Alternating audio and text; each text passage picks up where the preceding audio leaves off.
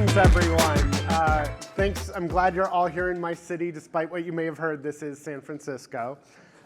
It's my first time at BFD. For those of you who don't know me, I'm Ina Fried. I'm author of daily Axios AI Plus newsletter. If you don't subscribe, you can get it at aiplus.axios.com.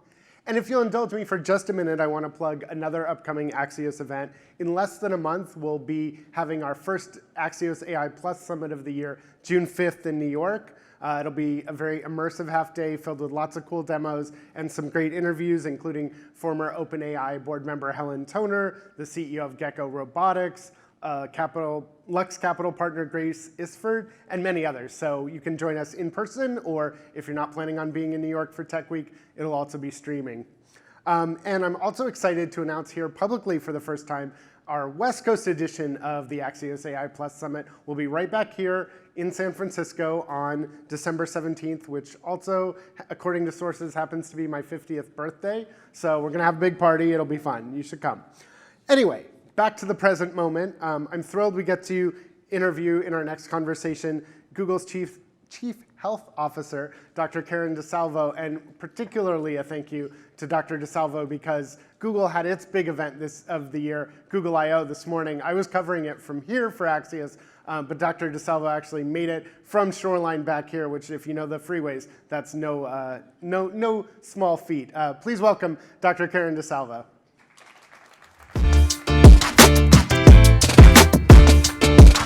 Thanks so much. Thank you. Well, that was a tough act to follow, but we're gonna see what we can do. I'm storing up all my football analogies, trying to get ready to impress the crowd. So I want to mostly focus on where Google's health business is today and where you're focused on, but I think it's important. Google's played around in the health field for a long time. There have been some stops and starts. At one point, what was called Google Health was shut down. So how has the strategy kind of evolved, and where is the focus today? When you think about health at Google, it's good to start by just remembering that it's built into our founders letter that we want to improve knowledge, success, health, and happiness for everybody on the planet. And our mission as a company is to organize the world's information and make them universally accessible and useful. What better way to do that than focusing on health? Because there is so much information in health. 30% of the world's data every year comes from health. The way that we've learned to evolve our approach to health has been to build it as a use case into all of our products. You mentioned some of the prior ways that we work to address health. In the earlier version, it was thinking about a consumer wanting access to their personal health data, creating a health record. It was at a time before that information was really digitized. Then we had a period where we thought, well, let's just move everything into one unit and build health AI work. What we learned, particularly in the pandemic, which was just about the time that I joined the company, is that every day 500 million people are knocking on our front door, which is search, asking us a health question. And we had, even during the pandemic, on surfaces like YouTube, about 110 billion views on just COVID stuff alone. So we have a really important consumer-facing front door and needed to strengthen our health information quality. So it was one of the very early things that I was tasked with doing when I got there. Now the team not only supports those product areas, but our hardware areas. So Pixel, we bought Fitbit, so think about wellness all the way to detection like AFib, and then work we're doing now on the phone. And then, of course, on the enterprise side, we have cloud. So we've woven it into all of our product areas as opposed to trying to put it in one space, because that's a platform. Those are platforms that can help carry it out to the people who are asking for it already. And so I want to touch on each of these areas. I also want to touch on the developing world, but I have a feeling for this crowd, they're especially interested in how's this going to make a bunch of money for Google. And I think certainly from a business standpoint, the US healthcare sector, it's known for being having lots of challenges fiscally, clinically, et cetera. Where is Google playing today, and what role does AI have in terms of directly businesses with the US healthcare system? We think about this as doing good and doing well, and we believe both are possible. And I'll give you a few examples of those along the way.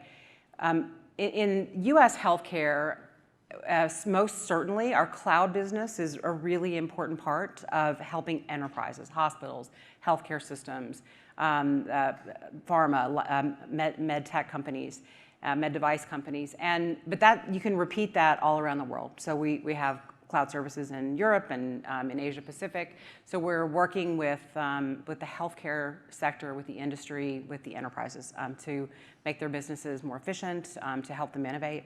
And we do that principally through AI. And the way that we do that principally is of course our lower stack, which is an opportunity for storage and analytics and some of the traditional things. And then we have something called the Vertex Model Garden, which exposes APIs to a multitude of models, including generative AI models, some that are medically tuned. And so think of that as a principal way that we work with the healthcare ecosystem. It's not the only way. So we want our customers to do well, and part of that is through our cloud relationship. But it's also true on sort of other parts of our services. We want people to have a good experience, a great experience on search. We want when you search on something about diabetes that, as of today, you'll be able to get a really nice summary of what that is from Gemini, and that's going to keep you coming back for more. Same thing on YouTube. I want to look at the generative AI piece specifically in the context of healthcare delivery. So not so much on the consumer side, but how are doctors, how is Google going to market there? Who's using it, and what are they doing with it today? It has been such an intense 18 months in this space. You know, I've been in medicine for 30 years, practiced for about 20, and I feel like I wish I were just starting, because the opportunity that I see us unfolding is kind of a once in a lifetime. I've just never seen this much kind of innovation. We were very much in a wow space in the beginning of this, about 12, sort of last winter of 22 and 23, when we started to take the base models. At the time it was Palm, and send them to medical school. So medically tune them. We created something called MedPalm that surpassed any other models, and was basically like a high-performing medical student.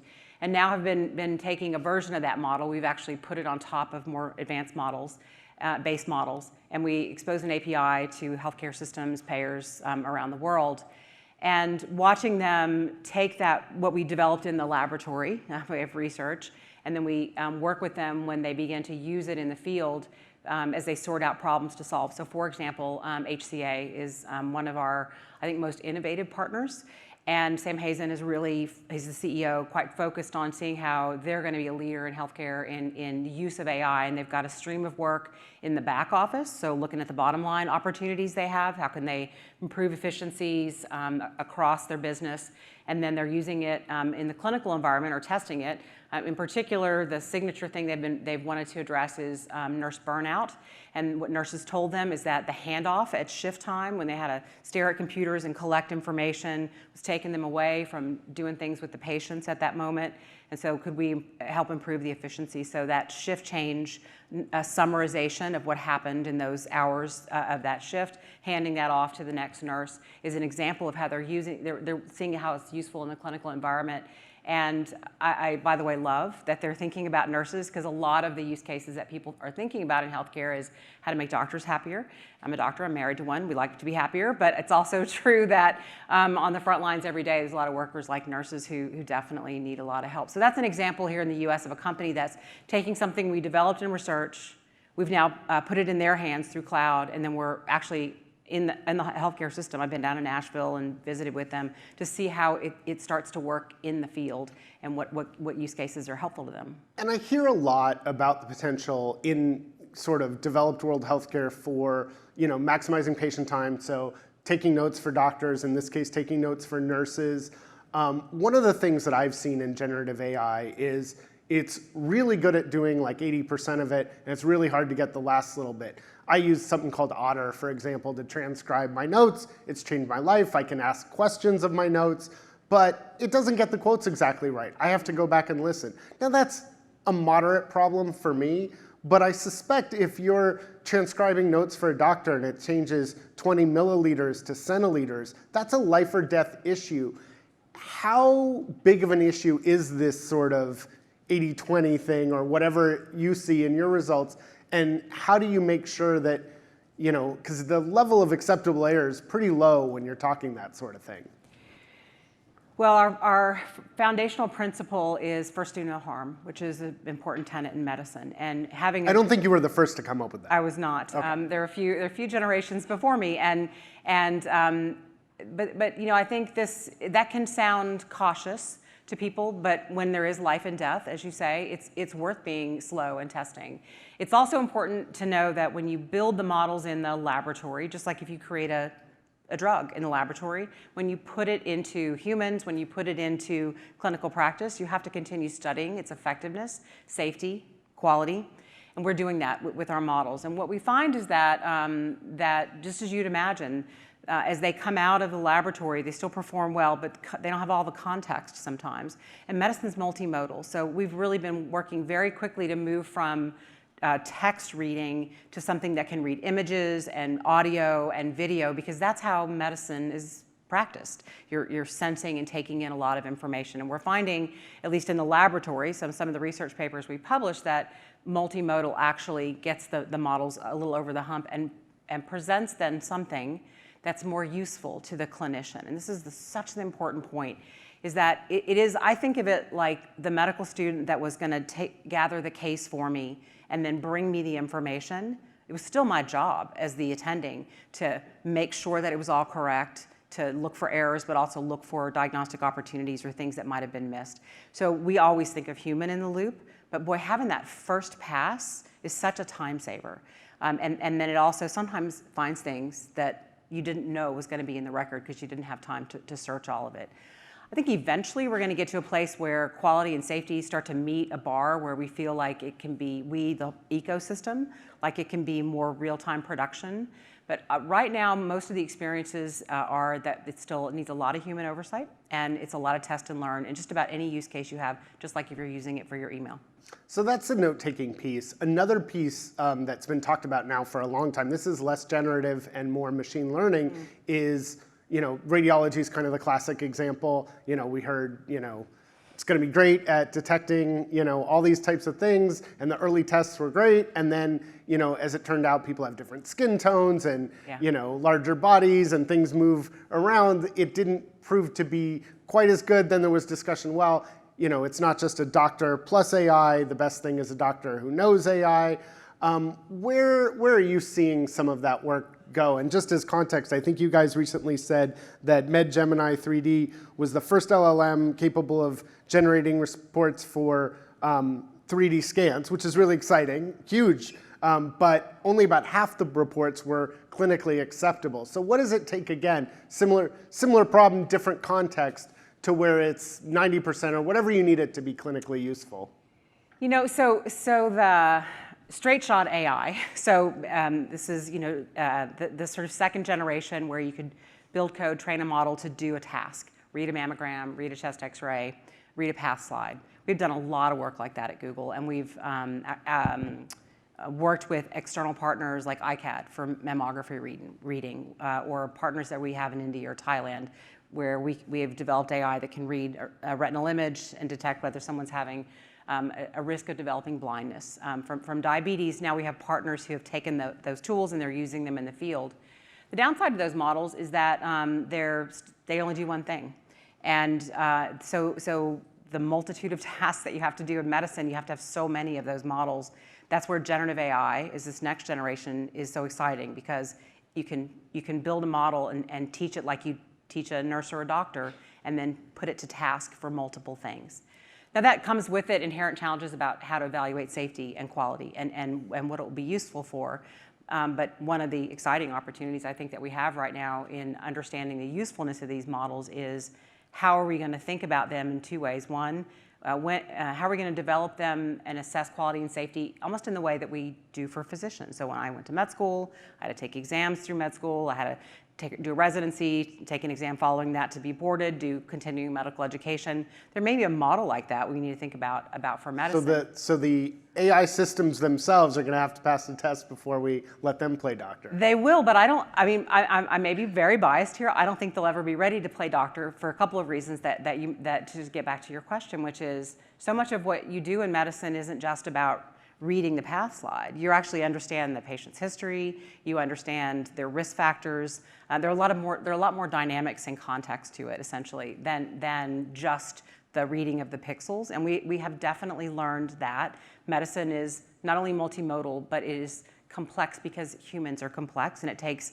more than just book knowledge. You have to have clinical experience, which the human also contributes to the work. One of the other things, Ina, that we've learned is, you mentioned doctors who understand AI, those two things together.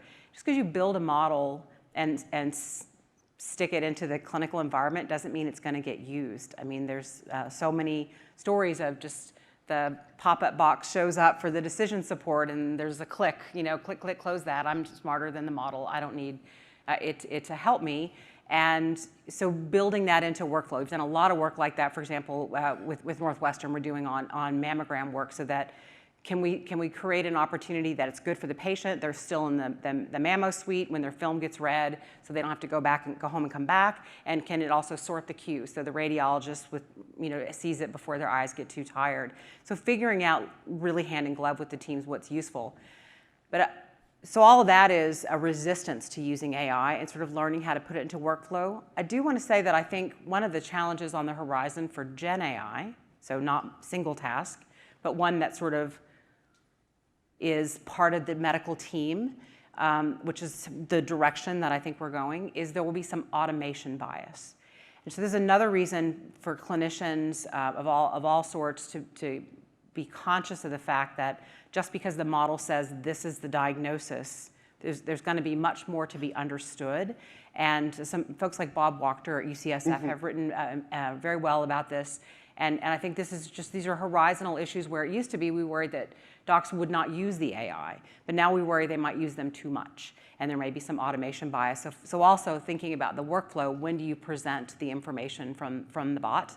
What's the right timing, and then how do you present it in such a way? Because you could do it in some interesting ways. You could do it, and I'm sure you've studied some of this. For example, you could have it there totally as a backup that just sounds an alarm if they say your screen looks clean, and it's like, whoa, it doesn't look clean to me. So that would eliminate what you're talking about the most, but you'd get the least benefit. You could have it early on. That brings up a set of problems.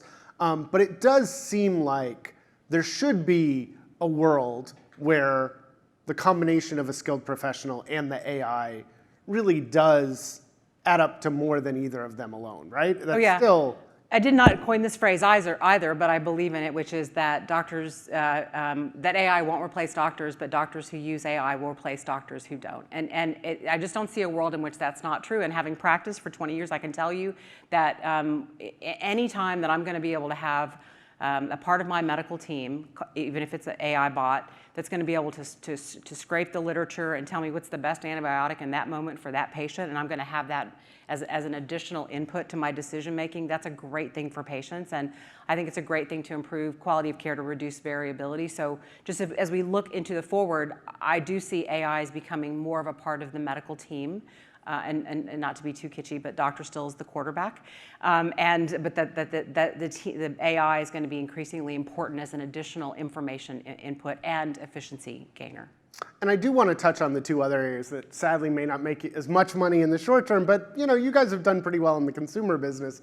One is, you guys acquired Fitbit. What role as a doctor do you see some of these non-FDA cleared consumer tools having, sort of, and I used to ask James this. I remember he was my first interview after the pandemic. James Park, then the CEO of Fitbit, and we were out at right around the corner at Salesforce Transit Park up there. And we were talking, and I was like skeptical that counting steps was going to get us to a big health increase. What is your view on sort of the consumer tracking and the consumer health and the role it plays in broader health? It's the reason that I'm actually at Google. Having so many experiences throughout my life where I've talked with my patients. I'm an internist, so I have patients who had chronic disease like diabetes or hypertension, et cetera. And I remember, especially early when I was a baby doctor, and I'd say, well, here's the diet, and here's the exercise thing, here's the plan. And they would just look at me, and over time, as I built more trust with them, they would say, Doc, I know what I got to do, but I live in a neighborhood that's not safe. I have no healthy food that I can buy in my neighborhood. I took care of people in New Orleans that were uninsured and from communities of color and just didn't have a lot of resources in community.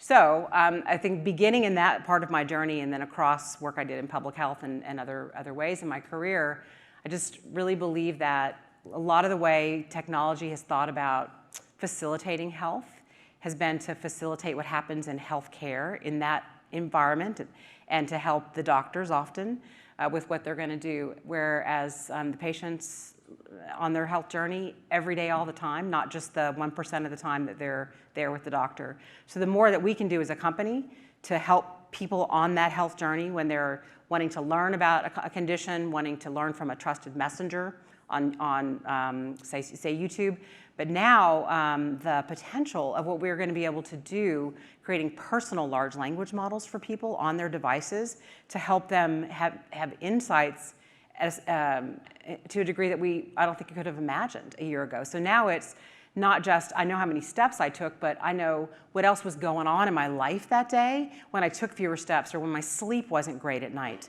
What were the things what are the patterns that the personal LLM is going to be able to see to help me self-manage and engage with my physician when that makes sense. But this notion that we can help people stay out of the healthcare system as much as possible is really important to me and to us. And we want to be on that. We want to be doing everything we can on that journey with them. And there's data around that, you know. So we're almost out of time. I want to give you a chance 31 to seconds. give the audience an exciting prediction of something that you see coming down the pipeline. A year or two, what is one area where AI will have fundamentally changed healthcare for the folks in this room and watching on the live stream? Look, I mean, I think for the first time, I think everybody on the planet is going to have the very best doctor, best quality of care. It's going to be affordable based on their price point, and it's going to know them and know their health. That's not going to happen next year, but we're on a path to getting there, and all the steps, whether that's a personal LLM in your device or ways that we're helping enterprises start to create that kind of model, we're on that pathway. And that's a world I want to live in. Where and that AI doctor will be in network too, right? It'll I'm not going to tackle that one. All right. Well, thank you so much, Dr. Karen DeSalvo. Thank you. Thank you so much.